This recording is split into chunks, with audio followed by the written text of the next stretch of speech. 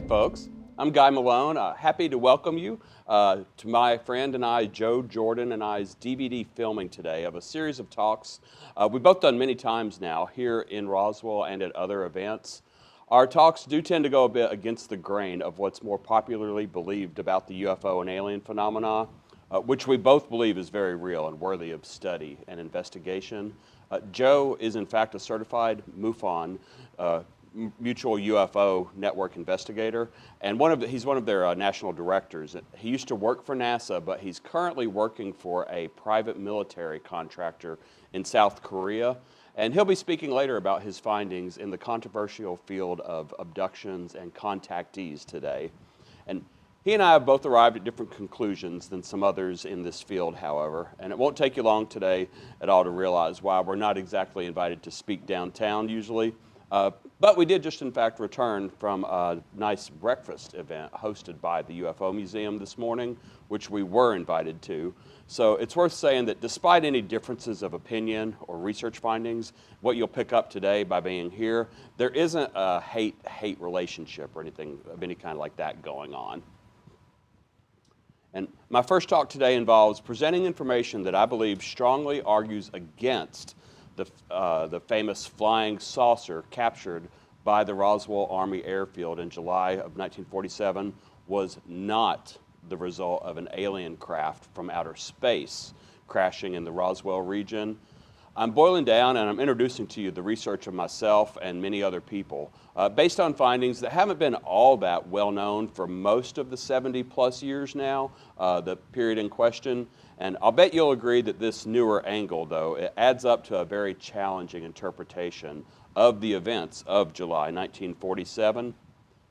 And the same information that I'm presenting will also lend itself to your understanding of why I certainly do not believe, however, that the Roswell incident was simply a weather balloon, as the Army Air Force stated in July 1947. In case you can't read that, the Roswell Daily Record reported the next day, after General Ramey emptied the famous Roswell saucer. The article reads, "General Ramey says disk is a weather balloon. An examination by the Army revealed last night that the mysterious objects found in a lonely New Mexico ranch was a harmless high-altitude weather balloon." That was the official story reported to the public that day, and it stood for nearly 50 years. The military, the government, would not comment on it any further, and a true veil of secrecy surrounded the event for decades.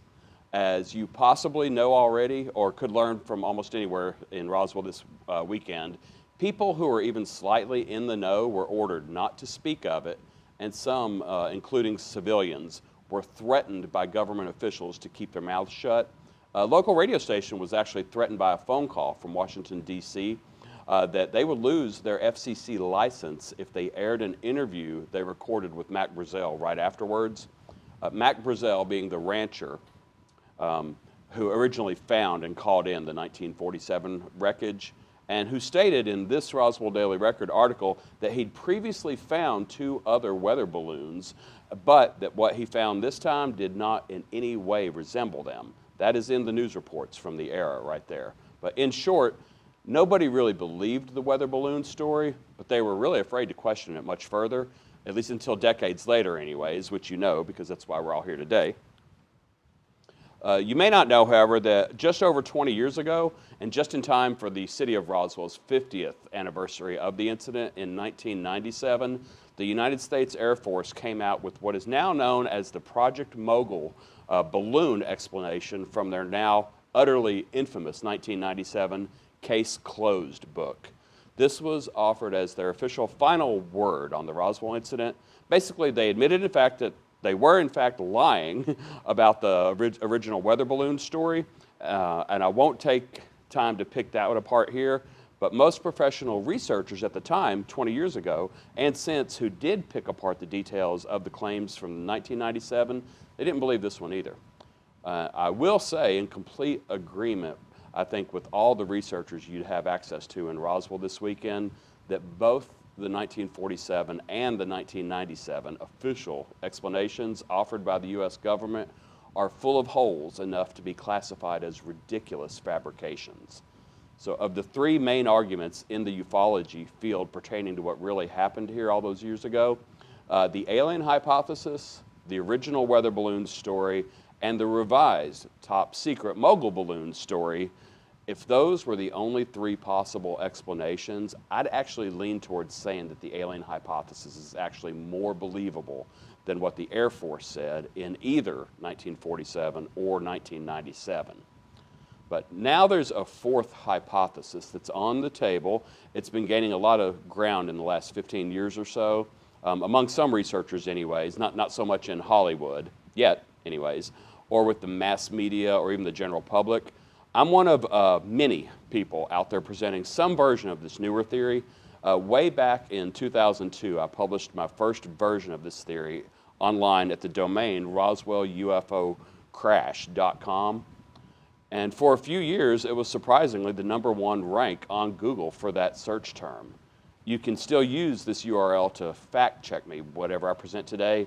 Read the text and review the slides that I'm using just from an older version of this talk when I first presented it publicly at the 2010 UFO Festival at the city's official conference, for that matter, on that talk, held at the next to the convention center.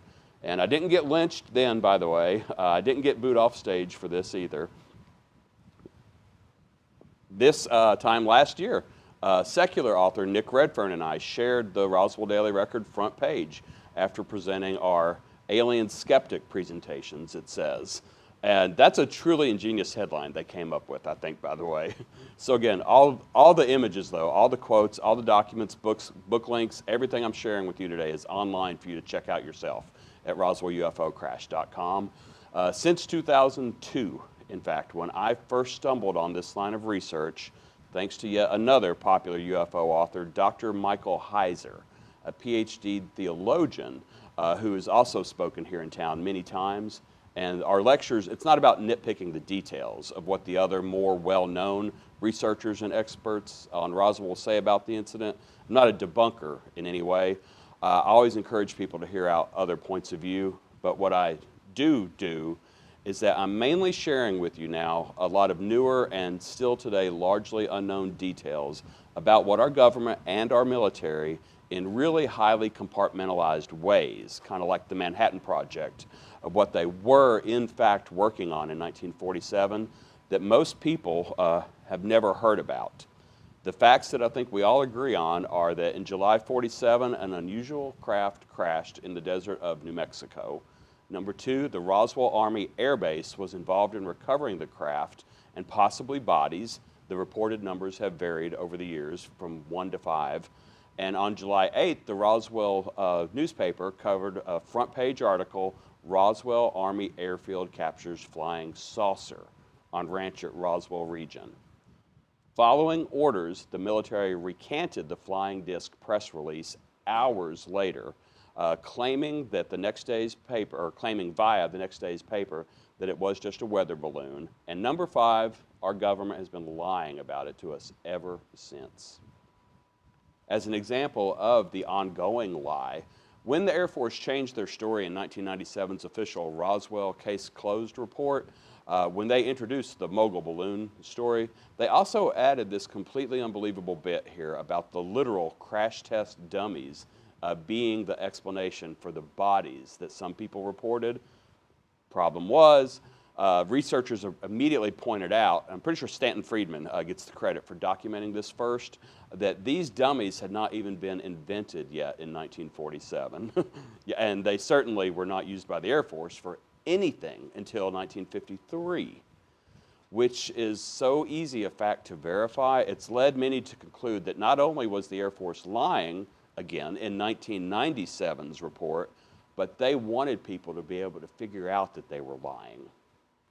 Which is, what I'm positing here is that they are unofficially, even via the first press release from 1947, they want people to still think the incident was extraterrestrial to cover up some very ugly truths, starting with Operation Paperclip. This is an official United States government photograph from 1946. It's a group of 104 German scientists, Nazi scientists, who were moved here to the United States immediately following World War II. Yes, Nazi scientists were secretly moved into the United States. This is very well known now, but it wasn't known at all in the 1940s because it was actually kind of illegal that they were here. I'll get to that later. And therefore, the implications of these guys being here and why they were here was not known. But you could walk out of this room right now and just Google Operation Paperclip and start with the Wikipedia entry, and you'll actually talk yourself into this lecture's main conclusions in a real short amount of time. In fact, if you go to the Wikipedia page on Operation Paperclip, you click on that picture, you can hover over all their faces, mouse over them, and you'll get every one of their names. That's how well documented this is now. Okay, so they were all originally moved to Fort Bliss, Texas, where this picture was taken, and then some of them to White Sands Proving Grounds, New Mexico, and many of them were previously working on some very interesting advanced flying craft prototypes for Adolf Hitler in the closing years and the months of World War II. Among those pictured is Wernher von Braun. Many of you would probably know that name very well, especially if you're older than me. He went on to head NASA's rocket program and eventually became more or less an American celebrity back in the day. And historians, they'll now tell us that before von Braun and these others came to America, had Hitler gotten the working flying machines that they were all inventing at this time into mass production, photos of which I'll be showing you, before the Allies successfully invaded Germany, that the Allied forces would have lost World War II. Historians tell us that now based on what they know about the aircraft they were developing in Nazi Germany. But the earliest and perhaps definitive books on the subject is The Paperclip Conspiracy and Secret Agenda. This is Tom Bauer's book, The Paperclip Conspiracy, subtitled The Hunt for the Nazi Scientists, published in 1987. And that is long after the most famous books on the Roswell crash that we're familiar with now. That's way after they were published. The back cover on this reads, as the Allies moved into Germany, the full scale of Nazi research achievements burst upon them. They grabbed weapons, instruments, tools, files, and above all, scientists. There's also Linda Hunt's 1991 book, Secret Agenda, and in the opening pages she says, this book would not exist if it were not for the Freedom of Information Act, because especially right before 9/11, a lot of now famous documents were released to the UFO research field via the Freedom of Information Act, simply on request.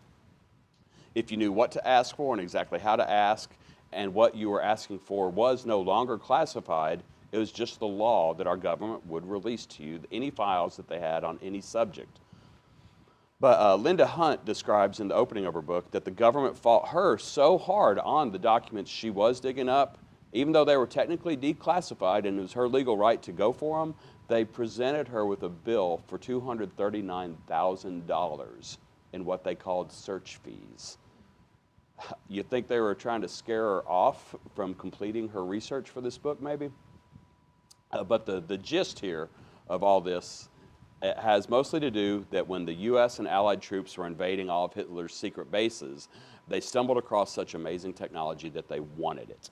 So these scientists were secretly brought into the United States under a media blackout program that paper-clipped fake bios on top of their Nazi crime dossiers, because President Truman was personally, adamantly against putting certified Nazi criminals on the American payroll. Quote, Truman's order expressly excluded anyone found to have been a member of the Nazi Party and more than a nominal participant in its activities, or an active supporter of Nazi militarism. Said restrictions would have rendered ineligible most of the scientists the JIOA, the precursor of the CIA, had identified for recruitment, and among them, Wernher von Braun, Arthur Rudolph, each earlier classified as a menace to the security of the Allied forces, bringing America's enemies right into our door.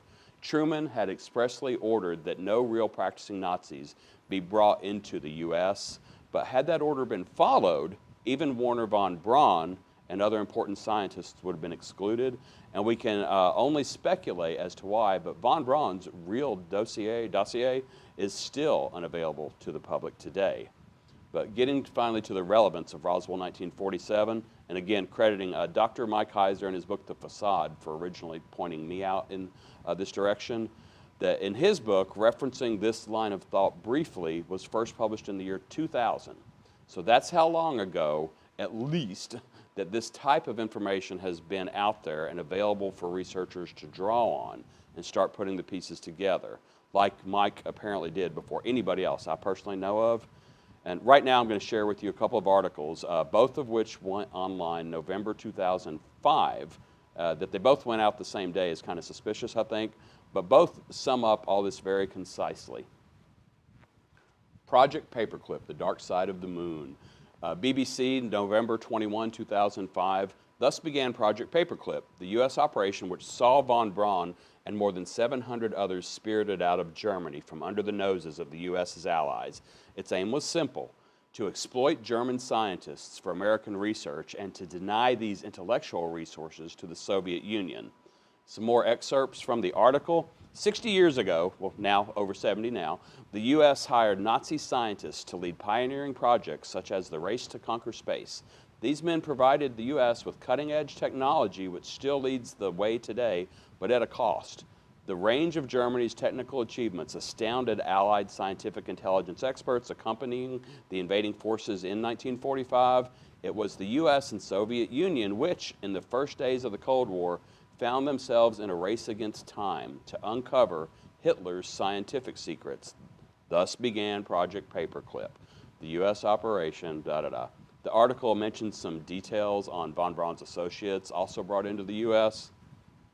All of these men were cleared to work for the United States with their alleged crimes covered up and their backgrounds bleached by a military which saw winning the Cold War and not upholding justice as its first priority. Next, I'll show you this same BBC article includes a picture of what we now nonchalantly know of as the stealth bomber, but formerly one of our most highly classified crafts. But this article actually refers readers back to a World War II German craft, the 1944 Horten HO-229, as being, where it's underlined in red there, arguably the first stealth aircraft. Check it out, Horten HO-229, Germany, 1944, referred to in a 1970 book, Warplanes of the Third Reich, as the first flying wing to be powered by jet engines. Now, part of the popular mythology, I will dare say, associated with the Roswell incident is that the idea that our stealth aircraft, especially the B-2 bomber, was back-engineered from the Roswell 1947 crashed ship. I'll give you a book quote later. It is now finally known that that's not accurate. BBC actually refers to our B-2 stealth bomber as a modern clone of the Horten, and the caption under the photo reads, "The Stealth Bomber, based on a 1944 German design." The article speculates that the, quote, U.S. may have developed even more advanced Nazi technology, including anti-gravity devices, a potential source of vast amounts of free energy. With apologies to Stephen Greer, if that's anywhere near true. So I said that a huge part of the Roswell story, the alien crash version of the Roswell story anyways, is that this B-2 bomber and pretty much all of our stealth technology was reverse engineered from the Roswell crash. You might have heard that before. In some crowds, sharing this detail is actually bursting a bubble, but it's now extremely well known by historians and aircraft technicians anyways, not just popularly shared by Roswell UFO enthusiasts.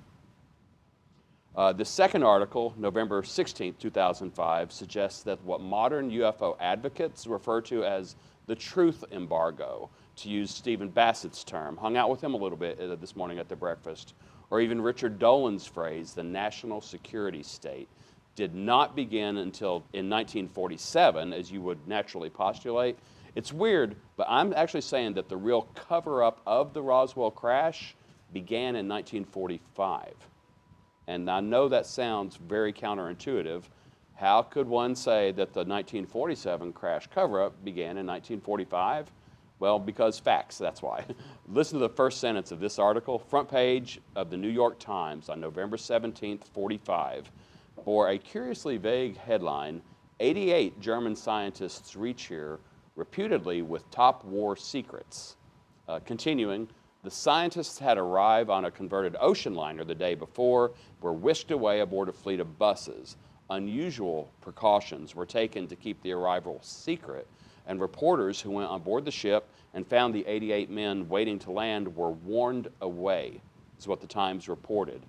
The paper speculated that the group's arrival was the result of a program announced weeks earlier by the War Department to bring German scientists to America, and in spite of all the secrecy, the Times guessed right. Men who just 7 months earlier had been at war with the United States were being ushered onto our shores by the government. The purpose, to jumpstart American high-tech industry. The program's architects were sometimes willing to build on the results of often deadly Nazi research on captive human subjects. The article continues, these men and women were in essence spoils of war taken by the victor to benefit from the vanquished foe's history of scientific achievement. As Allied soldiers battled their way inland from Normandy, teams of technical intelligence gatherers followed in their wake. Their first real opportunity came after the liberation of Paris, when competition among the Allies, particularly the United States and USSR, but also Great Britain, France, Argentina, and Yugoslavia heated up. Rivalries grew fierce in the following months as countries hid information from one another and scrambled to snag the best equipment and talent for themselves. By early the next year, 150 scientists were working across the country at locations like Wright Field in Ohio. Wright Field, Ohio. Anybody here know why that's significant? Yeah. If you know your Roswell story, Wright Field is where the wreckage from the 1947 crash was eventually taken. And this detail becomes very significant later. She continues in the article, the Dora concentration camp had supplied slave labor for the Nordhausen missile works, where prisoners had been fed a single piece of bread a day and literally worked to death by the thousands. 4 aviation doctors had suffocated gypsies in pressure chambers and force-fed Jews nothing but seawater for weeks. And this is what I underlined in the PowerPoint, to determine what pilots could withstand. See, back in the 1940s, Nazis were allowed to experiment on humans to determine what pilots could withstand. The scientists drew little attention from the American press or public until 1957, when the Soviets launched Sputnik. Suddenly, all eyes were on our rocket team. The assertion that their Germans are better than our Germans, variously attributed to Bob Hope, Lyndon Johnson, and some certain presidential advisors, that summed up the public's attitude at the beginning of our decade-long space race. But Paperclip left behind another darker legacy. The program's architects, post-1945, were sometimes willing to build on the results of often deadly Nazi research on captive human subjects. These experiments and Paperclip itself were among the first manifestations of what became a guiding principle of the Cold War, that the ends sometimes justified the means. Intelligence and government officials faced a delicate moral quandary in 1945, whether it was worth it to give American homes to men who had invented weapons to kill American soldiers, men who in some cases subscribed to the beliefs that hundreds of thousands of Americans had died to eradicate. In the day, they decided it was if these men could help the United States defeat the Soviets. So the author, Miss Gibson, lays out here beautifully the rationale for Operation Paperclip. The fact that these 2 separate articles came out in November 2005 kind of indicates that whoever controls the major presses these days is kind of just okay with the American people finding out about the Nazis working on U.S. soil, because these other books had already been published. But it didn't hit the press till 60 years after the fact, is my point. So you're beginning to understand now that under no circumstances could any of this that I've shared already be let out in 1947. Because what if you had just lost 2 sons fighting the Nazis? How would you react in 1947 to finding out that they're living in the United States now and eating quite well on your tax dollars? All that I just read introduces a topic I'll be getting back to later, that these Paperclip scientists were not only brilliant when it comes to technology, but they were both adept at and willing to perform experiments on human test subjects, specifically to determine what pilots could withstand. Just warning you that the lecture will take a dark turn here in a little bit. But so fun stuff. Back to the Horton vehicle. Here's a few more pictures.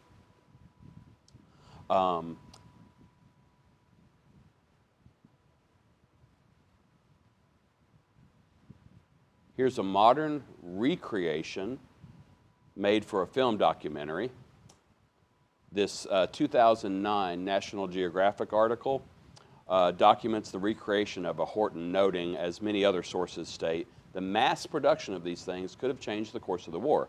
Wikipedia states that these jets exceeded 600 miles per hour, way faster than anything the U.S. had, and flew to almost 50,000 feet. That's the close-up from the article. And the last pictures, they're from a discussion thread. I can't tell you, some of them didn't quote their sources, but they're good shots.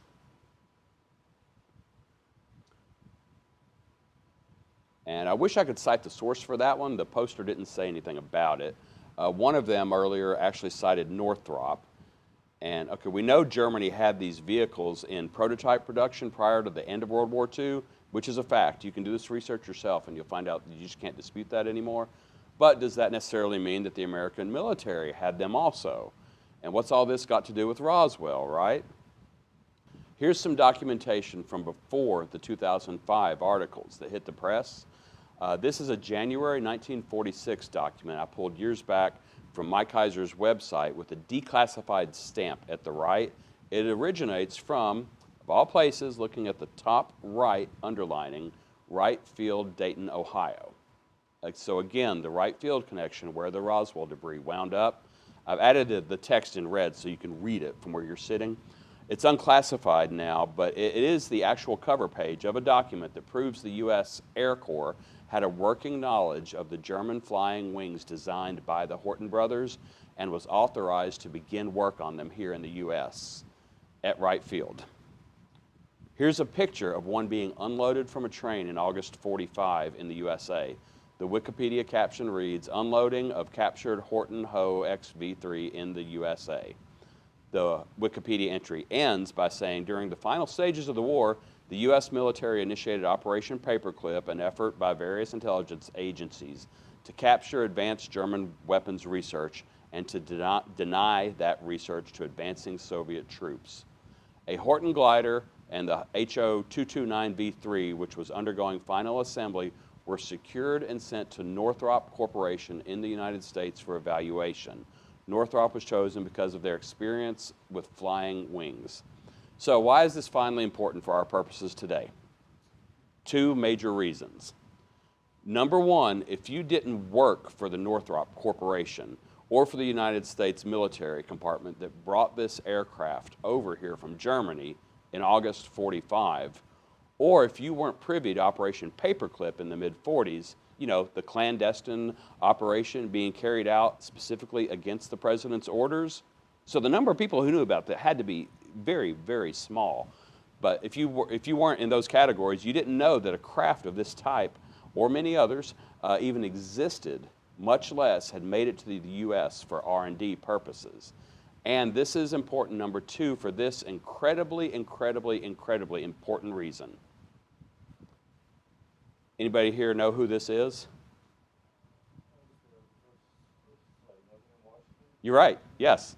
His name's Kenneth Arnold, the pilot who in June 1947 said that he witnessed some amazingly fast ships over Mount Rainier in Washington state. You can watch a short YouTube interview with him, in fact, still. Important to note, he described their flight characteristics as skipping like a saucer. And as a result, in June 1947, the press first coined the phrase flying saucer based on pilot Kenneth Arnold's testimony, which is actually incorrect, as many researchers today point out. Ken Arnold said that it skipped like a saucer, not that it looked like a saucer. What he drew was obviously not saucer-shaped. Flying saucer is just the term the press coined. When did the press coin the term flying saucer? Just making sure I haven't put you to sleep yet, because the phrase flying saucer was coined by the press in June 1947. The Roswell Daily Record and others reported that a flying saucer captured on the ranch in Roswell region in July 1947, but the term was not based on a physical description of the craft. It was just the phrase that the American public already knew of, that had already been made popular by the press. And please keep your eye on the screen here real quick. I'm going to go through like 4 or 5 points. Now that we know that these guys, the Operation Paperclip Nazi scientists from Germany, were working on reproducing these types of craft, that's another Wikipedia image of the Horton, working on reproducing these crafts for American use, and that the paperclip scientists were spread across Fort Bliss, Texas, Wrightfield, Dayton, Ohio, and of all places, White Sands Proving Grounds, New Mexico. Who here would now argue that what Kenneth Arnold described in 1947 was really from outer space? So there's some people that are really researched on the Roswell incident that they can agree, or they can back me up, that it will interest many of you to know that the craft recovered around the Roswell region in 1947 was not actually round or saucer-shaped. That's what we have pictured in our head because of Hollywood or other renditions. And many will know that the main books on the Roswell incident that got everyone's attention were Crash at Corona, not Crash at Roswell, by the way. The wreckage was brought here, but the actual crash site is Corona, New Mexico. So it was brought to the Roswell Army Air Base. The Roswell Daily Record ran the headline that's famous around the world. That's why it's called the Roswell crash. But the Crash at Corona by Don Berliner and Stanton Friedman, who is, of course, speaking at the UFO Museum right now. Like I said earlier, darn my luck for planning this lecture slot months ago. I'm speaking when Stanton Friedman is here in town to retire. So, but the other book, The Truth About the UFO Crash at Roswell by Kevin Randall and Don Schmidt, these are the most famous books that have shaped our thinking on these topics. And Don Schmidt also speaks at the UFO Museum pretty much every year. And of course, he and Stanton Friedman proposed the extraterrestrial explanation. But the book, or their books shown here, are also the basis for the 1994 movie, Roswell, the UFO Cover-Up from 1994, which Randall and Schmidt are also credited as the writers of that movie. And I have in my possession some original drawings by a gentleman named Frank Kaufman, who served in the Roswell Army Air Base's 509th Bomb Squad in 1947, and he claimed to have been involved in the cleanup of the wreckage and the bodies. The images he drew is his alleged first-hand eyewitness testimony of what he cleaned up, or at least saw, and you can see that the version of the craft he drew is also not round, but more manta-shaped than circular. A very important note here is that the book UFO Crash at Roswell depends largely on Frank Kaufman's testimony, and also notes within the book in a caption under Don Schmidt's drawing based on Kaufman and other, very important, and other witnesses' testimony that the craft that crashed at Roswell was long and narrow. It was not a flying saucer. That is written in the original versions of these books. Years back, Kevin Randall and Don Schmidt have both stated that they no longer affirm Kaufman's complete testimony, if any of it, but the book and movie based on it it's still out there influencing people's views on the subject, and it has been for over 2 decades. You'd have to review their newest materials on their blogs, etc., and updated books to find out what's changed or what's been updated in their research. But of course, this is the only tiniest fraction of people who read the original books that are going to do that, or who remember the famous movie. Anybody would have any basis for knowing what the authors now feel from the original most popular editions is actually untrue or not valid or incorrect or whatever. So back to Kaufman's drawings of the craft he allegedly saw, published in the book 1947, I Was There by Robert Shirky. Shirky and Frank Kaufman worked together, by the way, in 1947, Kaufman being the artist and Shirky the writer. Keep in mind that the quote I gave you earlier, the Roswell crash was long and narrow, was based not only on Frank Kaufman's descriptions, though, but in conjunction with other eyewitnesses. So there's some inconsistency among the various witnesses, by the way, depending on how credible they're considered or on whether the Roswell crash ship was really round or more triangular or mantis-shaped. But it's also argued that since the idea for the B-2 bomber came from the Roswell crash, that kind of argues against the round or the disk hypothesis. and I've already submitted the 1944 Horton to you. But back on track, we do know for sure that the U.S. had scientists here working from German designs. While we do have real pictures of the Horton, here's yet another German prototype vehicle, the Lippisch P-13, that we only have sketches and models of because while the Nazis were starting to work on the prototype, the war ended before anyone can verify one of these was actually built. And then Operation Paperclip grabbed up all the existing sketches and prototypes and scientists they could relating to this craft. But here's a model by fantasticplanet.com of what one would have looked like had the Germans gotten one operational. It's rumored that they did get one, but it's not verified well enough for me to include any sources in here. But if built, it would have looked like this. So the very same German scientists who were designing, building, and testing both the Horton craft and arguably the Lippisch in late World War II were then brought to the U.S. in 1945 to top secretly design advanced aircraft for Americans. So what do you think? Just like the Ken Arnold flying saucer, are we looking here at an alien craft on the right, or possibly a US-based model based on German designs? Because it's either really amazing just how close those Germans got in World War II to designing ships that looked amazingly like extraterrestrial spacecraft that didn't get here until 1947, allegedly, or perhaps there is another explanation. Maybe the German scientists who designed the Horton and the Lippisch in 1944, given 2 years in U.S. secret labs with a blank check from Uncle Sam, maybe developed a spiffier model by July 1947. Maybe. I'm not claiming that I can document 100% exactly what happened, but as promised, I'm showing you a few things that you probably had no idea were true from the 1940s, and now I'm just kind of asking you, with this new knowledge, what do you really think happened in 1947? Did an alien ship really crash here and the government covered up? Or did a man-made ship designed by Nazis in U.S. secret bases crash here and the government covered it up? Or was it a balloon? Because those are the choices now. Okay, there's a part of me that really wishes I could sit down now and just let the defense rest, so to speak. And I've found over the years that about 3/4 of the people that go this far with me are actually pretty content to say mystery solved. But if I quit now, some people can bounce right back to the questions about the bodies and the fantastic metal found at the crash site, right? I did.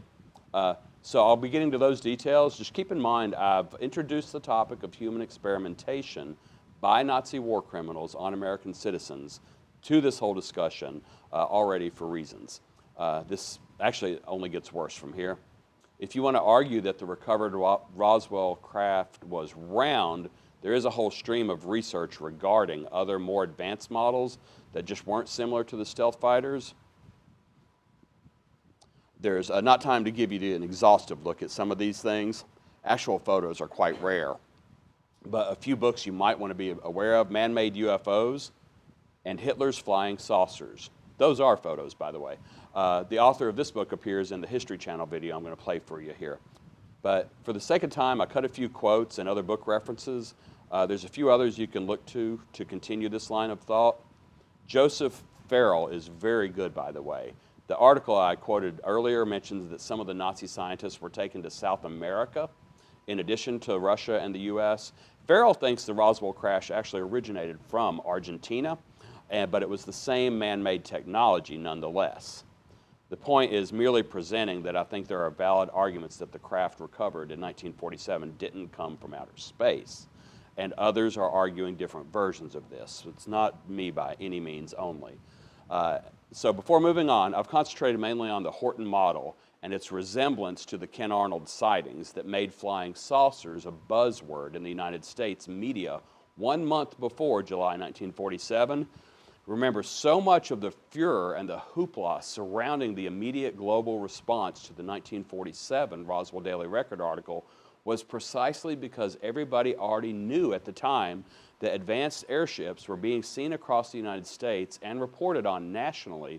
So the scoop of the century truly came when the Roswell Daily Record headline read, "Roswell Army Airfield Captures Flying Saucer on Ranch in Roswell Region." The fact that there was now one on the ground being examined by our own incredibly heroic and immensely trustworthy government, and that perhaps Americans could now finally know the truth and find out what these things were, it was packed with promise and excitement. But we all know that didn't happen. So if the line of reasoning I'm proposing has any resemblance to the truth, perhaps now we're beginning to see why. Possible aliens is not the only thing worth maybe covering up. I've demonstrated, and our government already was covering up, that these scientists were here. We were trying to beat the Russians to developing the advanced technology too. So we had other secrets to keep as well. If there's any Nazi or Operation Paperclip connection to the Roswell incident, I don't think that 1940s American society really wanted to know that we had over 100 Nazis living here on secret bases working for us, even though now we had to defend our new title of undisputed world champion superpower. The president and the top military brass sure as heck weren't going to own up to Operation Paperclip at the time either, especially that the president's explicit orders were disobeyed and circumvented by what would become known as CIA. So I just suggest that the moral outrage of the fact that all this getting out in the 1940s, it would have been at least as bad or divisive to our country as the Vietnam War was decades later. And if what I'm guessing here is correct, I'd ask you also to think for a minute on whether the U.S. government was actually right in covering it up. It's of course highly debatable still whether we should have even brought these guys into the country, the paperclip scientists. But after World War II, we had the Cold War.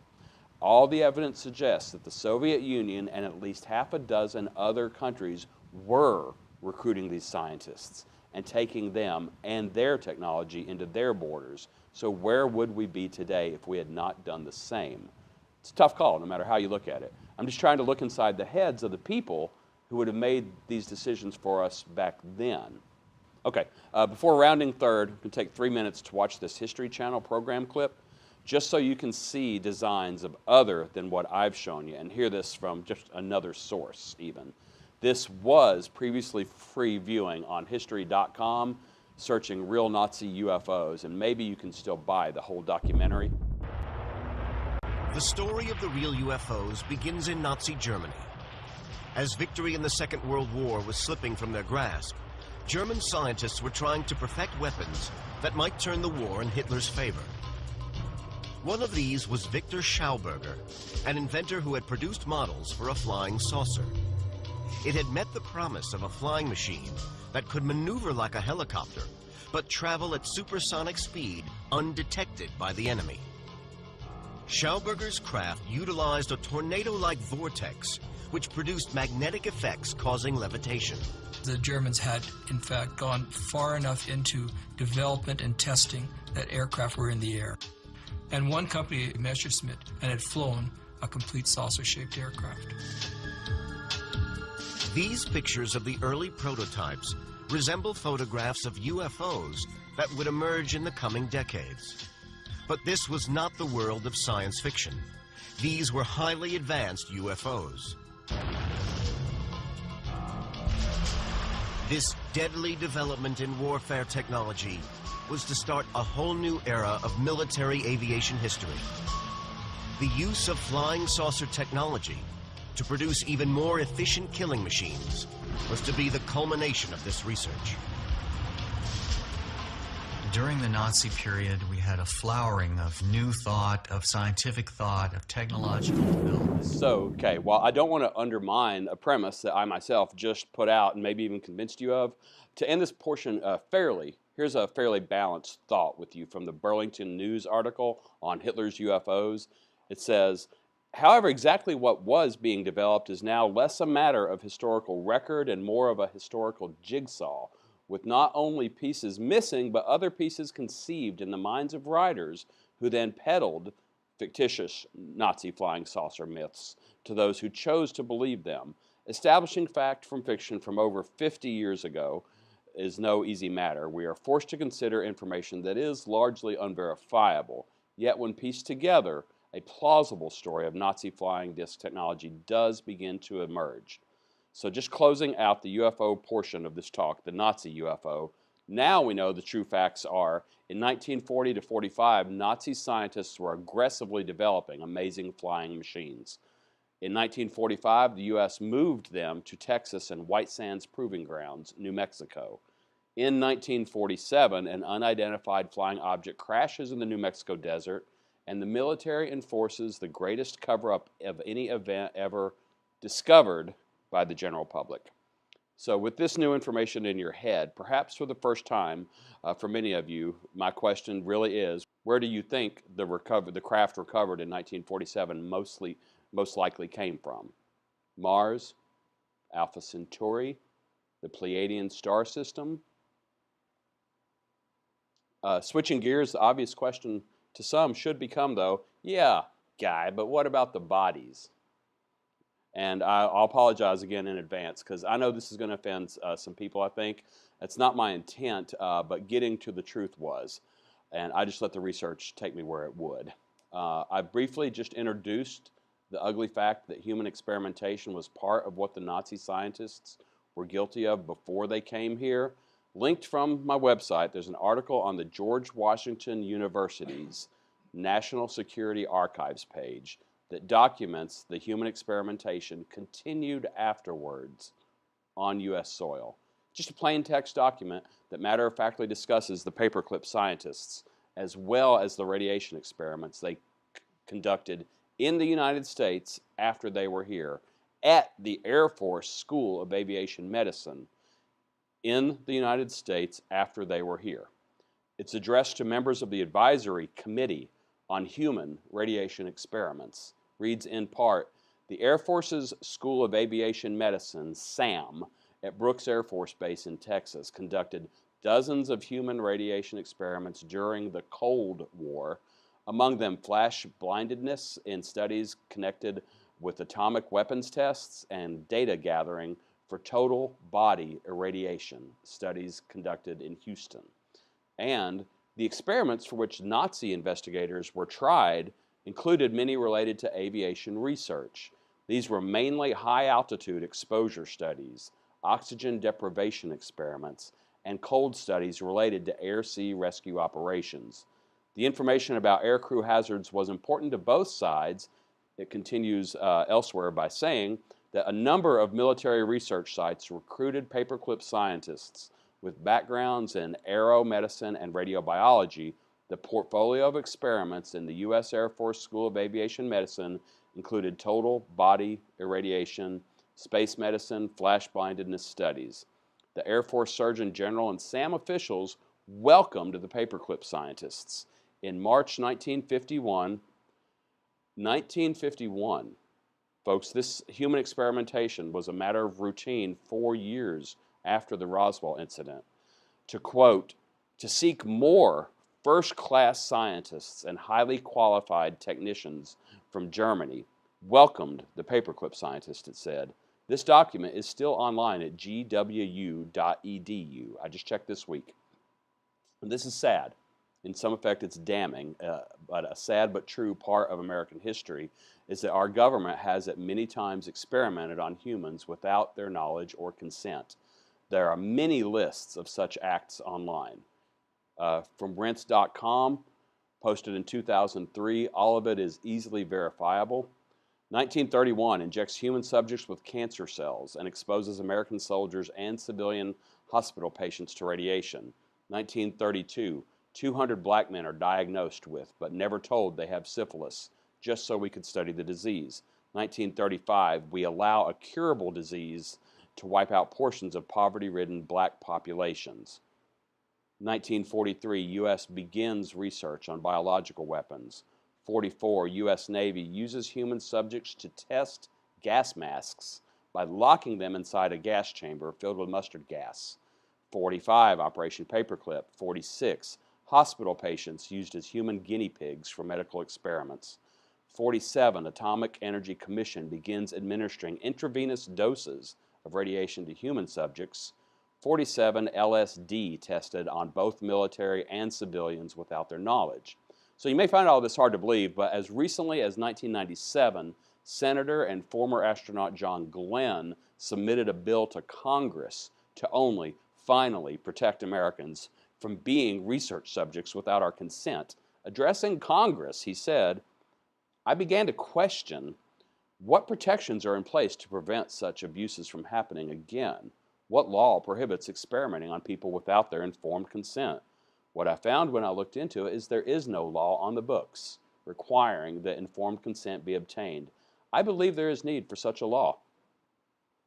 I find it astounding," he continues, "that even after Nuremberg, we still don't have a law on our books requiring that informed consent be obtained prior to conducting research on human beings. Finally, Mr. President, my legislation would."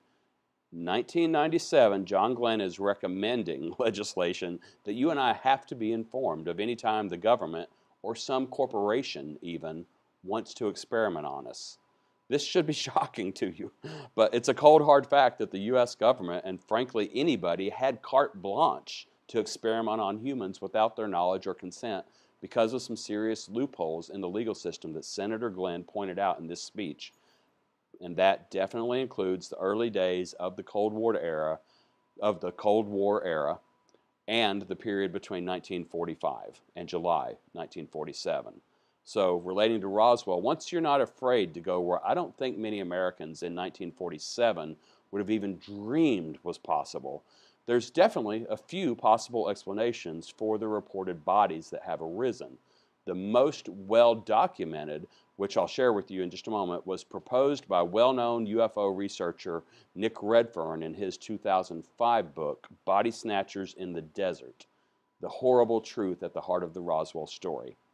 Now, I didn't know Nick well when I was writing my theory in 2002, much less that he was following some leads and himself working on a book about a man-made explanation of the Roswell incident. But on my site, I put forth a total shot-in-the-dark hypothesis about the bodies. And that being 2002, I don't remember exactly today what inspired me to do this, but I was aware somewhat that human experimentation occurred in the past, and also that institutionalized people, those who wouldn't be readily missed, were sometimes targets. I simply went to Google, and based on what some prominent Roswell witnesses, storytellers, whatever you want to say, claimed, I typed in symptoms: large bald head, big eyes. And I learned for the first time about progeria. And as I wrote on the webpage then, I hope I've never been more wrong in my life. Children with progeria usually have these features: dwarf bald head, pinched nose, large head with small face, prominent eyes. Results in rapid aging of children. Indisproportionately small bodies given the size of their heads. The children are thin with baldness. Among the first symptoms are hair loss, diminished growth. The head is disproportionately large and bald. But all the math was kind of adding up.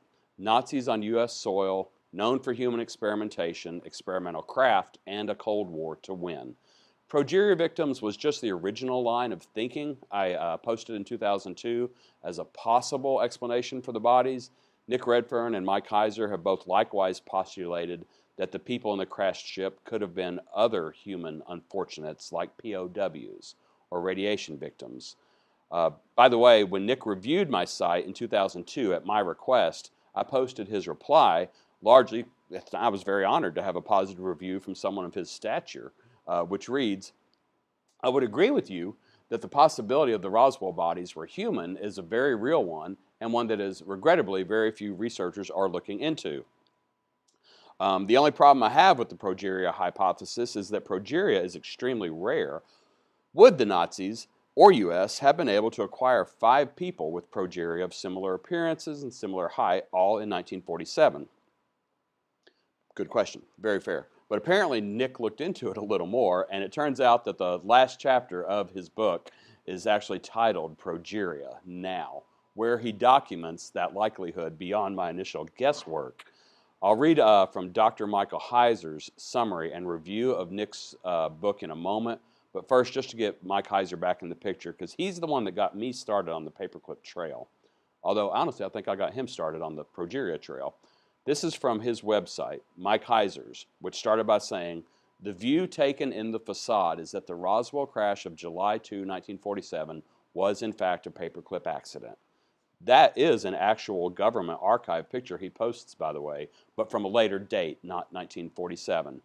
Reading from the second half, Mike writes, "The facade argues that the object recovered at Roswell was an experimental craft modeled after flying discs designed during World War II by Nazi engineers under Operation Paperclip. The designs and the know-how were exported to the U.S. via some of the Nazi technicians who had begun the project in Germany. There was therefore some sort of connection between Majestic 12 and Paperclip. The facade further argues that the bodies recovered at the crash were human unfortunates, Mongoloids, Asians, progeria victims, etc., deemed worthy of the kind of human experimentation required for testing high-altitude craft." I'm going to have to skip reading from Mike's excellent summary of Nick's book. I'm going to run through these PowerPoints real quickly just for those who want to freeze them on DVD. Mike, from his page, was my source for the 1947 report cover I showed earlier on the Horton Brothers craft being known of by the Army Air Corps in '46. The same document also appears in Nick Redfern's book, in which he goes into some more amazing documentation regarding the connection between radiation experiments done on humans and especially prisoners of war. And then he also builds the paper trail, finally, that leads to the Roswell incident. Just as a related addendum, a later email that Nick Redfern sent to me, especially if you live here, this is interesting. "RE, the whole Japanese angle. Several people have said to me, old-timers, have said that part of the secret of where the people came from is a place called Fort Stanton. Do a Google search on Fort Stanton, New Mexico, and take a good look at its history, which includes keeping both handicapped people there and Japanese people during the war.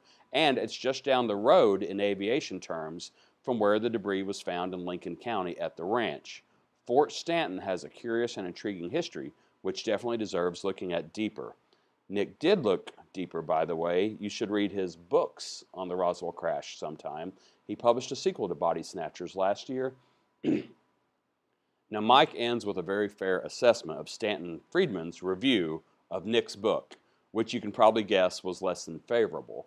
Mike charitably points out that it's fair that someone like Stanton Friedman, who's invested so many years of his life into promoting one view, would indeed need a little more documentation than Nick provided to completely overturn Friedman's alien view, of course.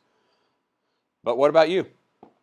Here in person or on DVD, on video, on YouTube, not everybody is as ardent in their belief that aliens crashed here as Stanton Friedman is, or Don Schmitt either. And quite honestly, I consider my target audience for this talk the undecided category. Not so much the true believers, or especially the people who make their living from proving the alien view. I think it's a cinch that the craft can be argued as an Earth-made vehicle, but let me read to you in Nick's words some documentation regarding the types of humans in general who were in fact being experimented on literally in 1947 by the Roswell government, or by the U.S. government. Reading just one paragraph from Nick's Progeria chapter, citing the November 1947 Biology Division Bulletin. "One other critical piece of evidence officially links such conditions as progeria and dwarfism with the activities of the Oak Ridge National Laboratory and elsewhere in the summer of 1947. More specifically, the report focused on the results of a whole range of radiation-related experiments undertaken in mid-1947 on no fewer than 54 test subjects, of whom 15 were between 1 and 4 years of age. 7 were controls, 2 were classic cretins, 1 showed some features of hypothyroidism, which was not modified by treatment, 2 were dwarfs, in 1 the diagnosis was gargoyleism, 1 was suspected of progeria, a disorder associated with some of the features of hypothyroidism, and the last exhibited features of moderate sexual precocity. 27 were more than 4, but less than 15 years of age. Of these, 2 had unmistakable hypothyroidism, Graves' disease, and 4 were dwarves. November 3, 1947. issue of Biology Division Bulletin of the Clinton National Laboratory. Now, I'm not asking if you 100% believe Nick's hypothesis about some of those kids playing into the Roswell incident, or my original progeria hypothesis that was postulated before Nick introduced radiation testing on human subjects for experimental nuclear-powered ships that were so new they needed balloons attached to help them fly, as Mike's earlier picture also suggests. I'm not asking if you believe Mike's hypothesis completely either. All I'm asking is, do you now believe that there could be a or any terrestrial earthly explanations for the bodies that were reportedly found in 1947? Because, and I'm really about to stir the pot a bit by saying that the only images you've probably ever been exposed to of the Roswell bodies were based on something drawn third hand in 1991, 44 years after this alleged meeting occurred between Glenn Dennis and a mystery woman.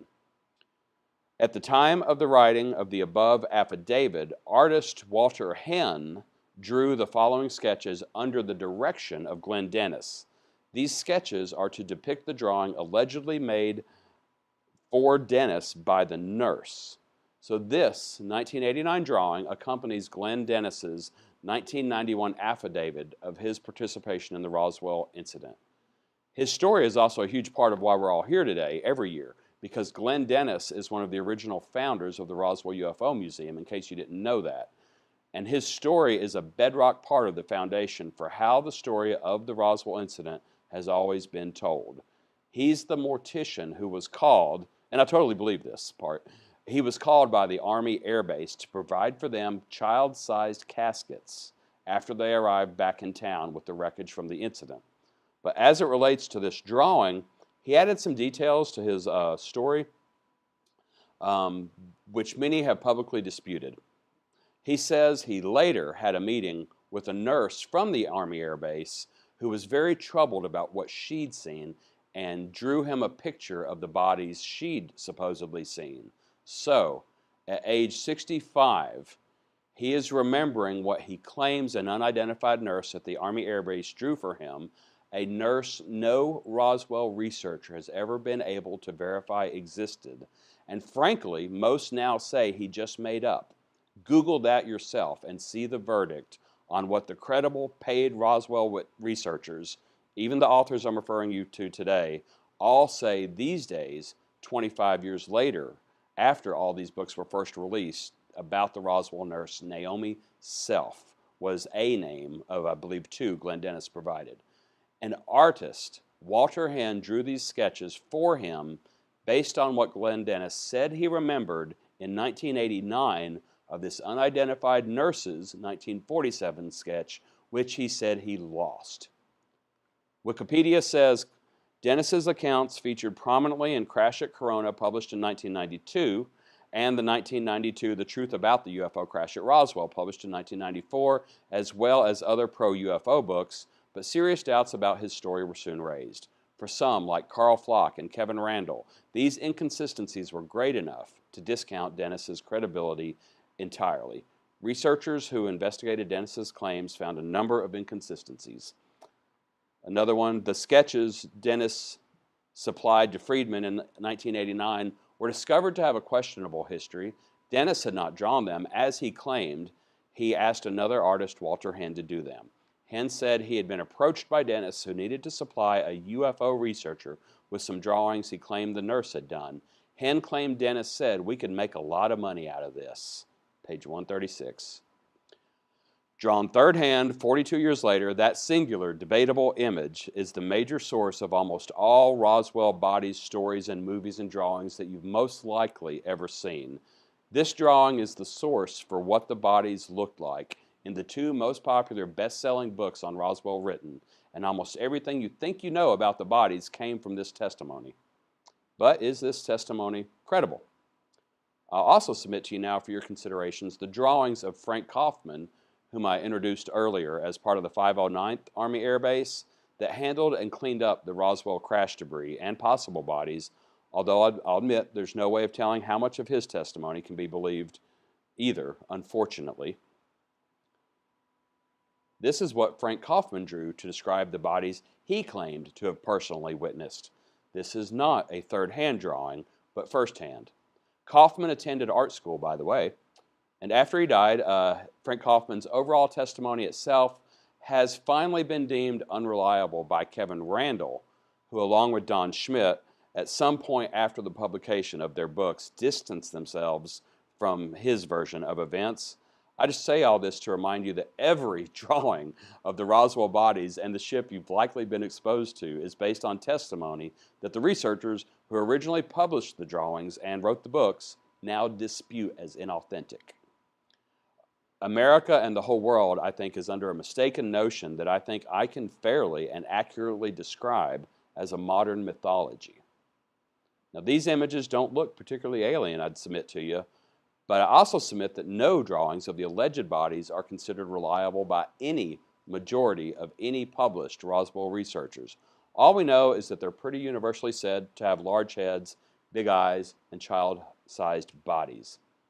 Something like this one, I'm afraid. I'm not going to cue this video, by the way, don't worry. The resemblance is so eerie, you might say, that there's actually a 1986 movie with a progeria kid actor playing a spaceman.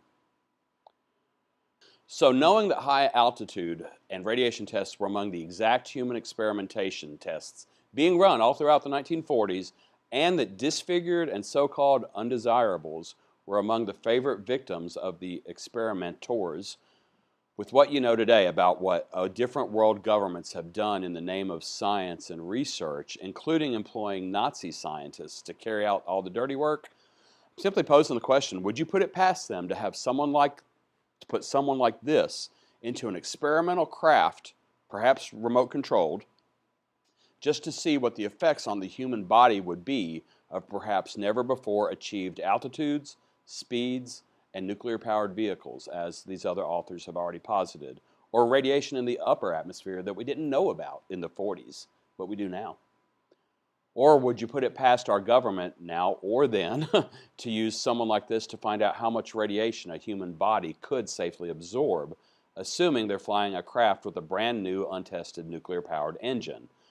When I said flying, probably remote-controlled, because you don't want to always risk losing Chuck Yeager on your earliest experimental prototype vehicles, right?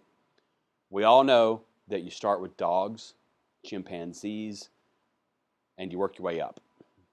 And I know, I'm sorry, this is supposed to be a festival. This line of thinking is not very festive, I realize. So is aliens the only possible explanation for any dead or dying bodies that might have been found at the 47 crash site? I'm sorry, I'm kind of sick to my stomach to have to report to you that the answer is a resounding no. There was a Cold War going on, and apparently both sides felt that it had to be won at any cost. I don't ask you to buy into any one particular line of reasoning 100%. I'm just asking you to answer for yourself. Now that you know what people in 1947 and even in 1997, after the main books on the Roswell crash had been published and widely circulated for many years, now that you know what absolutely nobody was allowed to know back then, you now know that the crash ship itself doesn't require a leap to alien spacecraft anymore. So I just ask you to consider, do the reports of odd bodies require an alien explanation? And heck, if you'd never heard of progeria or hyperthyroidism, and you saw a human body that looked like this in a weird crash ship out in the desert, might you even think it was alien? All right, I'll get to lighten things up a bit and close this out. The memory metal, as you may have heard by now, that the crashed Roswell ship was made of, or partly made of at least, was described as being very tough, but if crumpled or bent would go back to its original shape. There was absolutely nothing like that was known to exist at the time, though, right? Right? There is much talk about all the marvels that were allegedly back-engineered from the Roswell crash, like the stealth bombers, for instance, but we know that was not the case. The top secret file of Roswell information came into my possession when I took over the Foreign Technology Desk at R&D Today, items such as lasers, integrated circuitry, fiber optic networks, accelerated particle beam devices, and even Kevlar material in bulletproof vests are all commonplace. Yet the seeds for the development of all of them was found in the crash of the alien craft at Roswell and turned up in my files 14 years later. It was alien technology that we used: lasers, accelerated particle beam weapons, and aircraft equipped with stealth features. And to be clear first, I am not saying that Colonel Corso was lying. I believe that he believed what he was telling in his very famous book was true to the best of his knowledge. But whoever told him that our stealth technology was back engineered from an alien craft, or whoever told the person above him, was lying. Fact, you know that now. You know something today that a retired Army colonel who was put in charge of the Roswell wreckage didn't know when he published his testimony in 1997. Stealth technology was invented prior to Roswell by Germans, which makes it really easy to believe that whoever created these famous files and the filing cabinet that Colonel Corso was put in charge of was probably lying to him. But why would someone in the government do that to our own military or to the people working right under them? Colonel Corso actually suggests an answer for this very question himself in paragraph 3 of the introduction to this book, telling us that even before his involvement with the Roswell files, he knew a terrible secret that, quote, some of our government's most revered institutions had been penetrated by the KGB.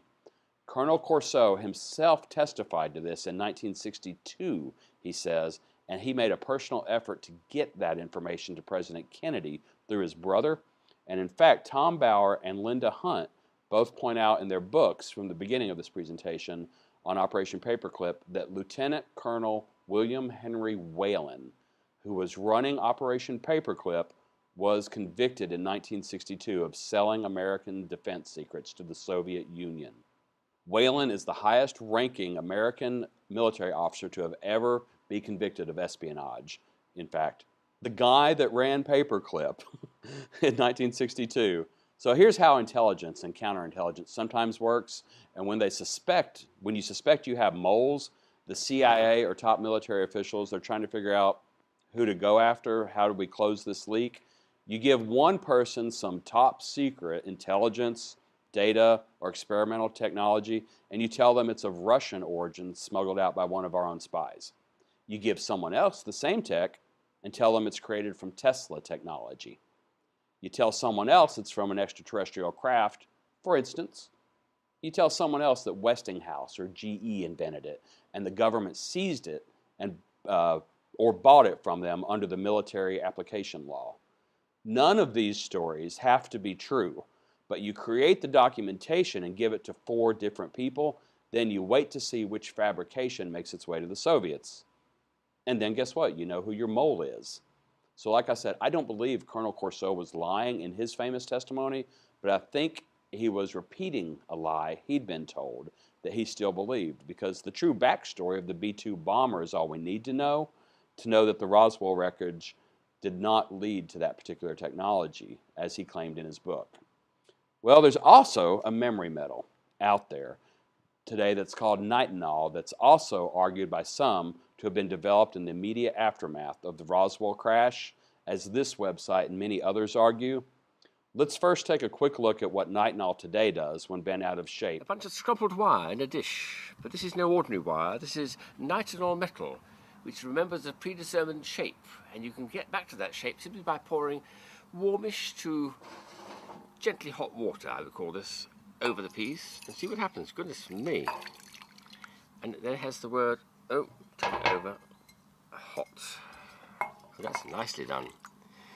And then you can take it out, cool it down, and scrumple it up again. And for many, many hundreds of times, it will restore itself to HOT for hot from a crumpled state. Remarkable product, nitinol wire. The metal you've just seen requires a temperature change to get back to its original shape, but that's not the way the Roswell witnesses describe it happening. So that can't really be it, obviously. But starting again, good old Wikipedia. Nitinol alloys exhibit shape memory and super elasticity. Shape memory refers to recovering the metal's original undeformed shape upon heating. Superelasticity, however, occurs at narrow temperature range, and, get this, no heating is necessary to cause the undeformed shape to recover. Wow, that describes what Jesse Marcel says he found. So we ask, exactly how long has this stuff been around? Well, nitinol by that name was more or less discovered during research in 1962 and not developed, that we know of, until a decade later. But the history of memory metal in general dates back, calling your attention to the red highlighted text, to 1932, according to this same Wikipedia page on nitinol. I checked that this week also, and the page looks very different now, but the 1932 date still stands. So this source says that these properties were first observed in 1938, but also says no serious research advances were made until the 1960s. And again, I would suggest none that we know of. But hopefully you can see already, if we had aircraft flying around the U.S. that the general military, much less the general public, had no clue existed, how much of a stretch is it to wonder that memory metals, first discovered in the 1930s, might be making it into experimental craft of the late 1940s? Breaking news. In only May 2009, well-known UFO reporter Billy Cox publishes an article revealing that the files relating to the history of memory metals development in the 1940s are now missing. Surprise! Files from the 1940s missing. Imagine that. But the files on memory metal origins and the history of development are missing from both the U.S. Air Force Base and the Battelle Institute, both of which he notes should have them, and that a General Craigie, who had an office at Wright-Patterson, Dayton, Ohio in 1947, where the Roswell debris finally wound up, made a hurried flight to Roswell during the UFO controversy. So I forwarded this article to Mike Kaiser. He does some research and blogs. Mike notes, get this, that Billy Cox notes that nitinol can also be linked to the Oak Ridge Laboratory, a place that plays a key role in Nick Redfern's book. Nitinol at that lab, too. Nick Redfern's book about the radiation experiments on humans exposed. And Mike adds that perhaps General Craigie went to Roswell because he knew of a highly classified project involving a craft that employed the use of nitinol, a metal that had the properties described by Colonel Marcel. When Craigie heard the reports and did the math, he knew that the project had to be kept under wraps and attention diverted. So keeping in mind the 1946 document, which originated in Wright Field, Ohio, detailing the use of Horton technology, the obvious question that has to be posed is the reason that the Roswell crash and debris was taken to Wright Field, Ohio in the first place, simply because that's where the top Army brass who knew the whole picture actually worked out of. Is it possible General Craigie just wanted his nitinol back? Or even, was the 1947 debris taken to Wright Field, Ohio, because that's where some of the Nazi scientists were, as we already know? And as the Christina Gibson article detailed, it's actually starting to sound like all of the above. The metal from 1947 Roswell incident was reported by Jesse Marcel, Sr. and Jr. to be unlike anything known at the time, which usually leads to the explanation, well then it must be from outer space. But perhaps that's a further leap in logic than is actually necessary, knowing now that memory metals were first discovered in the 30s. So to finally close this out, in 1947, of course, the general public and 99% of the military knew absolutely nothing about the exotic flying craft the Germans had invented or that the American government had in our possession and was working to replicate and to improve upon before the Russians did it and came over here and to wipe us off the map. Especially in 1947, American citizens would not have believed or even wanted to know that our own government was even remotely capable of fatally experimenting on its own citizens for any reason. The possibility of such well-documented, now, atrocities didn't even enter their minds. Of course it wouldn't. We were the good guys, remember? But if you did find out about any of this, any of these things, even on accident, like you weren't supposed to know, might you be threatened with death if you were to speak of them? You bet you would have. These were our top secrets at the time, and some of it was being done illegally behind the back of a sitting president without the consent or knowledge of the so-called top brass or Congress. So when the Roswell incident happened in 1947, none of what I shared with you today was even remotely within the realm of possibility to consider when faced with the facts that the 1947 witnesses had at hand. None of this. All people knew for 50 years was that an exotic ship made of an unheard of type of metal with strange bodies crashed in the desert, and the government enforced a cover-up of never before heard of proportions. You need to know the polls from the 40s and 50s, unlike today, show that not even 1 in 10 people believed life on other planets existed, though, much less could be visiting Earth, like 3/4 plus believe today, according to polls. So, I want to be real fair here. I sincerely believe it took some pretty courageous people, thinking really outside the box, to even go on record as saying that the Roswell wreckage might have been from another world. Anybody willing to think outside the box on this event for even the first 50 years of the cover-up has always done so at the risk and personal expense of extensive ridicule, especially from peers and family. The witnesses who have come forward over the decades and the researchers who have affiliated their good names with these stories, I seriously say are to be commended for their courage in many cases, I'd say. And yeah, I do mean the legitimate pro-alien view researchers that I've mentioned today. Even if I disagree with their conclusions based on the information I've shared, it doesn't mean they're evil or purposely scamming people. It just means that their research leads them to conclusions that differ from mine. All it means is that one or both views are wrong. Maybe it really was a Project Mogul balloon.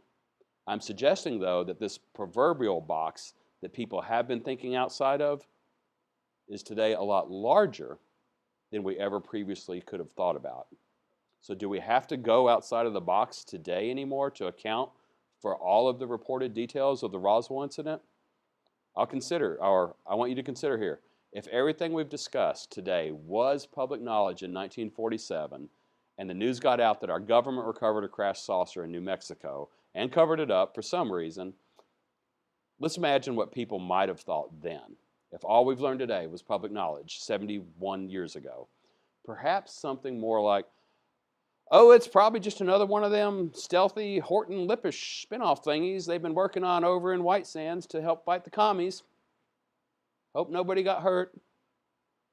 Seriously, what kind of legs do you think the alien theory would have gotten over the last 70 years if the average American knew about Operation Paperclip or the Fantastic Flying Machines in '47?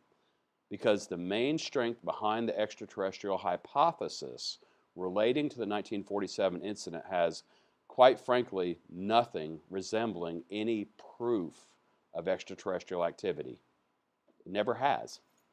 The strongest and the only argument for the alien view has always been that there's just simply no other explanation for the reported facts and the credible witnesses. Well, as you now know, there are other facts. You really can believe most of the witnesses to the 1947 incident, those who stood the test of time and the scrutiny of multiple professional researchers, without thinking they're crazy, without thinking they're lying, and also without believing that aliens crashed here in 1947.